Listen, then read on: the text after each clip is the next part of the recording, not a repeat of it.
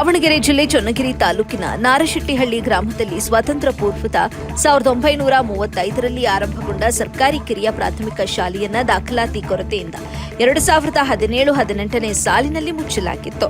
ಇದೀಗ 2024-25ನೇ ಸಾಲಿನಲ್ಲಿ ಪೋಷಕರು ವಿದ್ಯಾರ್ಥಿಗಳನ್ನು ದಾಖಲು ಮಾಡುವುದಾಗಿ ತಿಳಿಸಿದ್ದಂತಹ ಕಾರಣದಿಂದಾಗಿ ಶಾಲೆಯನ್ನು ಆಗಸ್ಟ್ 1ರಿಂದ ಪುನರಾರಂಭ ಮಾಡಲಾಗಿದೆ. ಇಂದು ಆ ಶಾಲೆಯಲ್ಲಿ ಸ್ವಾತಂತ್ರ್ಯ ದಿನಾಚರಣೆಯನ್ನ ಪೋಷಕರು ಹಾಗೂ ಗ್ರಾಮಸ್ಥರ ಸಹಕಾರದಿಂದ ಅರ್ಥಪೂರ್ಣವಾಗಿ ಆಚರಣೆ ಮಾಡಲಾಯಿತು. ಧ್ವಜಾರೋಹಣವನ್ನ ಶಾಲೆಯ ಹಿರಿಯರಾದ ಹಳೆಯ ವಿದ್ಯಾರ್ಥಿ ಗೌಡ್ರ ಚಂದ್ರಣ್ಣನವರು ನೆರವೇರಿಸಿದ್ರು. ಧ್ವಜಾರೋಹಣ ಬಳಿಕ ಮಾತನಾಡಿದ ಚಂದ್ರಣ್ಣ, ನಮ್ಮ ಗ್ರಾಮದಲ್ಲಿ ಶಿಕ್ಷಣ ಇಲಾಖೆಯವರು ಹಾಗೂ ಪೋಷಕರ ಸಹಕಾರದಿಂದ ನಾವು ಶಾಲೆಯನ್ನ ಮತ್ತೆ ಆರಂಭ ಮಾಡಿ ಬಡ ಮಕ್ಕಳ ವಿದ್ಯಾಭ್ಯಾಸಕ್ಕೆ ಅನುಕೂಲ ಮಾಡಿಕೊಟ್ಟಿದ್ದೇವೆ ಅಂತ ತಿಳಿಸಿದ್ರು. ಮುಂದಿನ ವರ್ಷದಿಂದ ಶಿಕ್ಷಣ ಇಲಾಖೆ ಸಹಕಾರದಿಂದ ಇಂಗ್ಲಿಷ್ ಮಾಧ್ಯಮ ಪ್ರಾರಂಭ ಮಾಡುವುದಾಗಿ ಕೂಡ ಭರವಸೆ ನೀಡಿದ್ರು.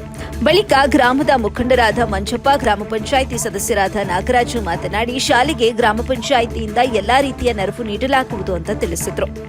ಇನ್ನು ಹಳೆಯ ವಿದ್ಯಾರ್ಥಿ ಸಂಘದ ಕಾರ್ಯದರ್ಶಿ ಚಂದ್ರಪ್ಪ, ಗ್ರಾಮ ಪಂಚಾಯಿತಿ ಮಾಜಿ ಸದಸ್ಯರಾದ ಜಯಪ್ಪ, ಚನ್ನಬಸಪ್ಪ, ನಿವೃತ್ತ ಶಿಕ್ಷಕರಾದ ರವಿಕುಮಾರ್ ವಿದ್ಯಾರ್ಥಿಗಳಿಗೆ ಪೆನ್ ಮತ್ತು ನೋಟ್ ಪುಸ್ತಕಗಳನ್ನು ವಿತರಿಸಿದ್ರು.